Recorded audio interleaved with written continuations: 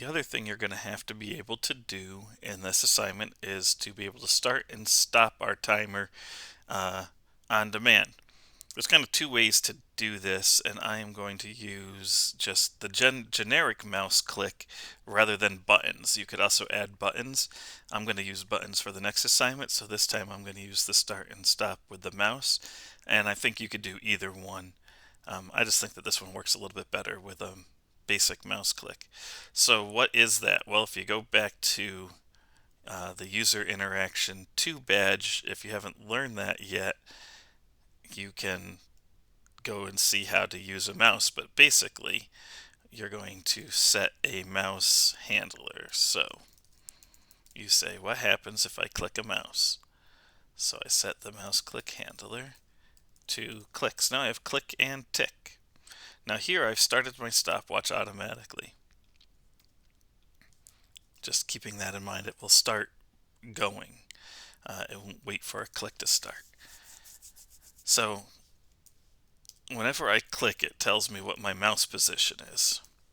I don't care what the mouse position is in this assignment, which is why I can throw it in here even if you haven't done the user interaction yet, because it doesn't really matter. You just have to know to put that there's a mouse position in here. In fact, you could just call it mouse or something if you wanted to. But basically, if I click on the screen, here's how you stop a timer. You just take the timer and you say stop. So when I click, I should stop it. So it's running, I click, and now it's stuck at 3. Now, that's great, but how do I restart it, right? So this one takes a little bit of work. Well, buttons would be easy to do because you would just have a start button and a stop button. This one you need to have kind of two different options. So we just have to say, if the timer is stopped, then we will stop it. And if the timer is not stopped, then we will start it, right? So if something is stopped, otherwise it starts when we click the mouse only.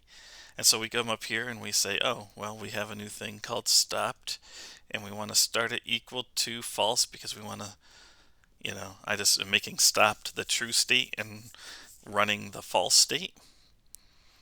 And the only problem is, how do we go back and forth? How does it tell it stopped has become true? So here, stopped is now true if it's stopped, and if it's not stopped, stopped is false. So it just sits there and swaps this variable around, and of course we global it, and now stop. Oh, wow.